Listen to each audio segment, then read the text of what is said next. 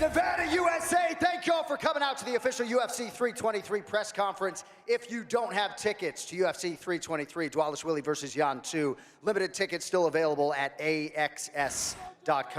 All right, first question, Oscar, I believe. Go ahead. Start with the champion, Merab. Merab, this is the card that you made happen, your 4th title fight this year. Why was it so important to you to make history in the way that you're doing on Saturday? Yes, it's important because I want to be busy, and thank you, UFC, to keep me busy. And yeah, I would love to win this fight and celebrate Christmas and New Year with and still. Yeah. Yes. Yesterday, Petr said the reason you have been able to fight so often is because you've been fighting here at home. And if he was able to do the same thing, he could fight 10 times a year. Do you think he's underestimating what it takes to fight as often as you are at this level?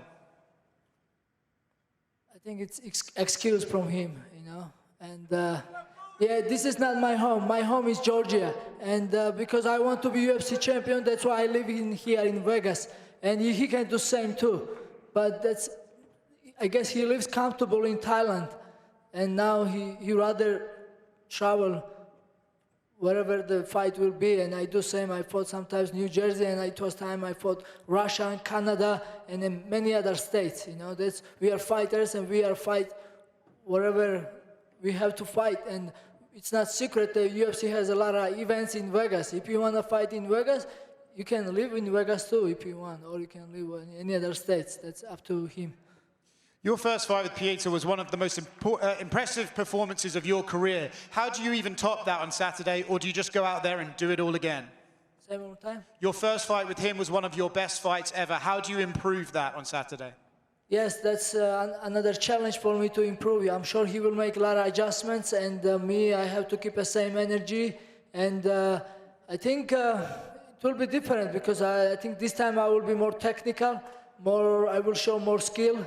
But he will be the aggressive one. That he will chase me, and I'm sure he will try to knock me out because that's the only way he can stop me. Because if we fight decision, I am the decision machine. Petr, do you agree with that assessment? Do you believe you have to knock out Merab to beat him, or can you beat him over the course of 5 rounds?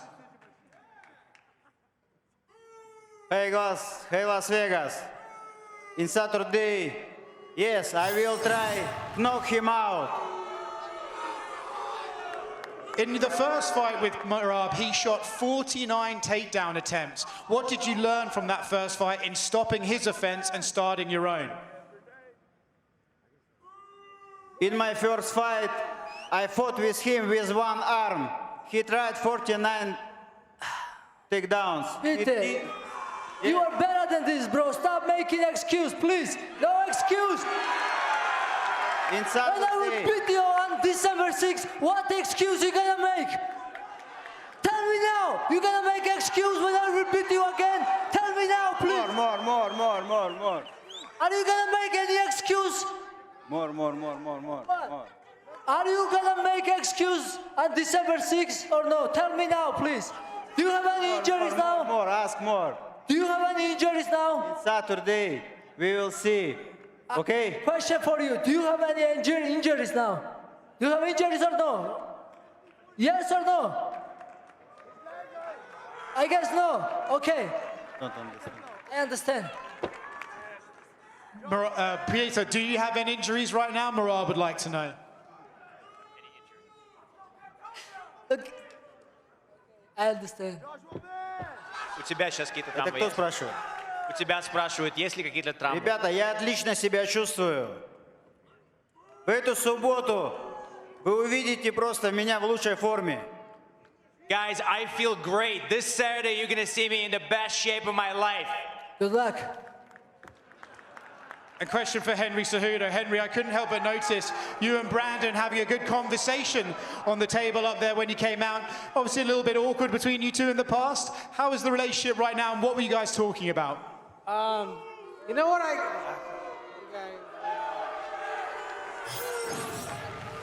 I actually, dude, me and Brandon, we weren't just training partners at one point. Like we used to live together. I had a chance to really reflect on a lot of our careers. Like, yeah, the whole breakup thing happened, But I think it was also meant to be, man. Like, it went off, became a world champ. Yourself, you went out to become a world champ, and you know, I really want to bury this hatchet with you, man. Like, yo no creo que me tengas miedo, odio, nada de eso. Y también disculpa por muchas cosas, man, porque yo sé que tenemos 9 años, güey. 9 años sin platicar. Y poquito la platicada que tenemos ahorita, you know, me recuerda mucho cuando estamos en el carro cantando y todo eso. Pero I want to bury the hatchet. You know, I want to bury the hatchet. Y la única manera como es un abrazo, ¿no? Hey, we have 9 years together, man. We have a history. We haven't spoken together for 9 years. And now we're here. I just wanted to put this behind us, man. We have a past together, so let's bury it. Orar y llorar. All right, who's got the next question? Question for the champion, Alexandre Pantoja, right here. You know, Josh could make history as the first fighter born in the 2000s to win a UFC belt. You said that he's handled this rise brilliantly with the way he's speaking about you, elevating you, and elevating this fight. So what do you make of Josh's rise and his skill set overall? I think Josh fight for the belt, it's so nice because get a lot of inspiration for a lot of young fighters, you know. Young fighters come now for UFC. And I feel amazing because I'm still here, you know. I'm considered like an old school fighter. And I have a chance to face off one of the best this new generation, you know. And I have a chance to prove that fight, December 6th, gonna prove a lot for me, you know. How my level is still competitive. And that fight, I'm training very hard. I take it very serious, Joshua. And I want to see myself, how I go, and my future in that division, you know. That's what I want to make December 6th. Josh's opponents often look different after their fights because he kind of puts them through the wood chipper. So physically, what kind of fight are you expecting from Josh when you do step into the octagon in there? The fight style Josh is basic in boxing. They face takedowns. Everybody watch that. But, you know, he don't have a lot of wars like I did in this division, you know. He look fresh, very young. But his last fight with Brandon Royval, I can understand he's not 100% in that fight because he take a short notice. And I can expect a better version December 6th, you know. I take this guy very serious, you know, and that's why I want to prove my best version of that. A question for Josh. At Media Day yesterday, you called Pantoja the flyweight GOAT. So not only do you have the opportunity to win gold and become the youngest, though the first fighter born in the 2000s, but dethrone the one you consider the greatest. So what do you make of this fight? Like I said, man, it's a blessing to be in a cage with one of the greatest of all time, you know. Saturday night, I'm gonna take his belt, but you know, it's all respect and love at the end of the day, man. You also made it known that you think Pantoja's opponents gave him too much respect. So when the octagon door finally does close behind you, how are you going to approach this fight?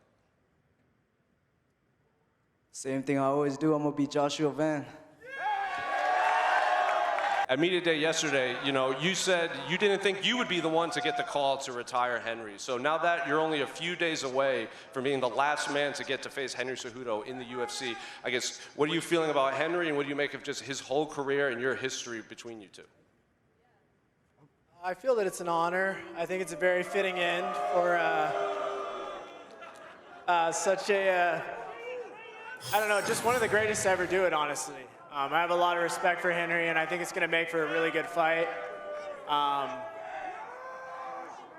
You know, everybody loved Old Yeller at one time, but all good dogs have to be put down the same. So that's how I feel about it.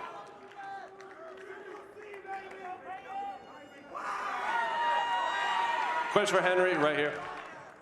Obviously, you know, Peyton just said, you know, all dogs have to be put down at some point. So what do you make of, you know, this, your last fight week? Are you approaching this any differently? And do you have a message for the crowd, considering this will be the last pre-fight press conference you'll get to speak with them? Can you guys boo me first before I start? No, listen, he can, you know, Peyton's good, man. He's an up-and-comer. He's, I even consider him a friend, man. Like he's a dude that's, you know, real recognizes real. So I know what I'm up against, and I think he knows too.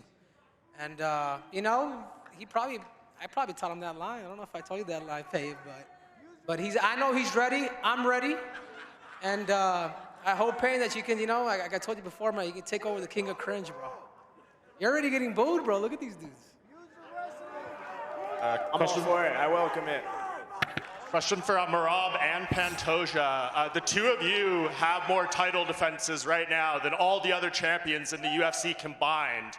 In this age of fighters changing weight classes and dropping belts, why have you guys prioritized defending the titles in your division? Merab, you can go first. What's the question? You have more title defenses than all the other champions in the UFC combined. Why have you prioritized staying in your division? Last part, I don't understand. Why are you staying and defending this belt and not wanting to change weight classes? Listen, yeah, I want to focus on my weight class, and then I don't want to jump around, go down or go up. You know, I want to focus, clean out division, and if UFC want to me go up or go down, then we talk after. But right now, I'm focusing on this gentleman here, Petr Yan. I know he wants to knock me out, but my job is to not let him do that. That's about hard work, you know. I think me and Merab worked so hard for this moment, you know, because maybe it's another champs be a little bit lazy, you know, because everything's come easy for that guys, you know. And I feel me and Merab need to work so much to make this happen, you know, and we don't want this moment to leave, you know. We want to stay with this belt. We want to change my life and the family life, you know. And they prove, you know, about the pound for pound, all these mistakes, you know. About the guys say a lot of bullshit about the flyweight division, and I think we try to change that. We changed that in the octagon, we changed that with a good performance, and that's why you still motivation, you know. You see a lot of champions try to another belt, or have some simple injury, you don't want to fight for more 6 months, you know. Me, Merab, if you call, we can fight 2 months every time. And that's it, you know. After this fight, you can call me, Merab, you ready to fight again. Just one for John. Much respect and much love, brother. Good luck. We've seen as guys move along in their MMA career and fight for titles and things like that, they tend to jump around to different gyms and find different training partners. You seem like a very loyal guy with the guys at 4 Ounce Fight Club. What is it about those guys that have, you know, allowed you to stay at this gym the whole time? They are just more than a teammate, man. They're like family. They're like my brothers, you know. So I trust them, and I believe in our work. So, and we are getting that belt. So yeah. And one for Pantoja over here. Everybody always talks about Joshua Van's boxing. There's a guy sitting beside you that you've spent a lot of time with who has some of the best boxing in the flyweight division. Is there anything boxing-wise that Joshua Van brings to the table that you haven't already seen in the fights with Brandon Moreno? Yeah, Moreno is one of the great of this division, you know. I want to enjoy this moment to say thank you to Henry Cejudo. He helped Moreno, but he helped me too. I'm staying in the Henry house for a long time. He helped me my start in UFC, and a lot of guys don't know, but Henry support a lot of good fighters, and thank you, Henry. And about the boxing, of course, Josh Van show you a lot of good skills, but you know, I'm fighting for close 20 years professional fighter, you know, and I'm face off one of the best fights of the world, you know, and I want that challenger, you know, I want that moment, I want to feel Josh Van in the octagon, and I want to bring back this belt to my house. Петр, вопрос к тебе. Петр, впечатляет ли тебя, что Мераб делает в день боев спарринги? Peter, the question's for you. Впечатляет ли тебя, что Мераб делает в день поединков по 5 раундов спаррингов, а потом еще и столько же в клетке проводит? и довольно-таки неплохо. И может ли тебе как-то это сыграть на руку? Peter, are you impressed by Merab? Because we know that he actually does 5 rounds of sparring the day of the fight, and then he comes out and actually fights another 5 rounds. Are you inspired by that? Послушайте, но меня это не должно впечатлять, если он это чувствует, что оно у него работает. Ну а так запомните, что любая машина ломается. I shouldn't be impressed by that. I mean, if it works for him, great, good for him. But just remember, any car is bound to break at some point. Any machine. Еще один вопрос к тебе, Петр.